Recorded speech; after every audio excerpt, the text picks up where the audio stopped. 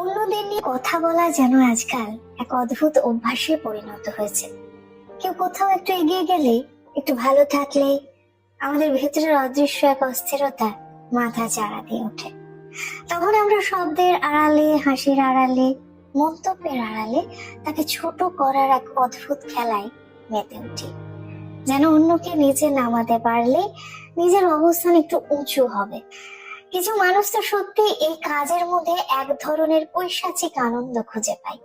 অন্যের সাফল্য তাদের চোখে জ্বালা ধরে, অন্যের হাসি তাদের অস্বস্তি দেয়।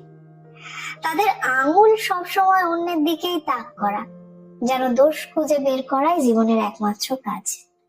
কিন্তু কখনো কি আমরা থেমেছি, একটু ভেবেছি, এই আঙুলগুলো যখন অন্যের দিকে তুলি তখন বাকি তিনটে আঙুল ঠিক আমাদের দিকেই ফিরে থাকে?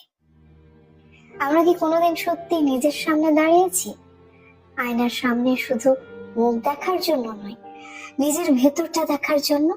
নিজেকে প্রশ্ন করেছি, আমি যা করছি তাতে আমার কি লাভ হচ্ছে?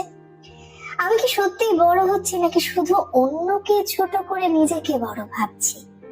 সম্ভবত উত্তরটা খুব সহজ, কিন্তু মেনে নেওয়াটা কঠিন। অন্যকে ছোট করলে নিজের উচ্চতা বাড়ে না, বরং নিজের শূন্যতায় আরো স্পষ্ট হয়ে ওঠে। যেদিন আমরা অন্যের জীবনের হিসেব রাখা বন্ধ করে নিজের জীবনের খাতা খুলব, সেদিন অন্যের ভুল গোনার বদলে নিজের ভুলগুলো শোধরানোর চেষ্টা করব। সেদিন হয়তো একটু অস্থিরতা, এই হিংসে সবটা একটু একটু করে কমে যাবে। কারণ সত্যিটা খুব নির্দয়। অন্যকে বিচার করতে যতটা সময় দিই, নিজেকে গড়তে যদি তার অর্ধেকটাও দিতাম, তাহলে হয়তো আজ নিজেকেই আর প্রশ্ন করতে হতো না, আমি আসলে ঠিক কোথায় দাঁড়িয়ে আছি।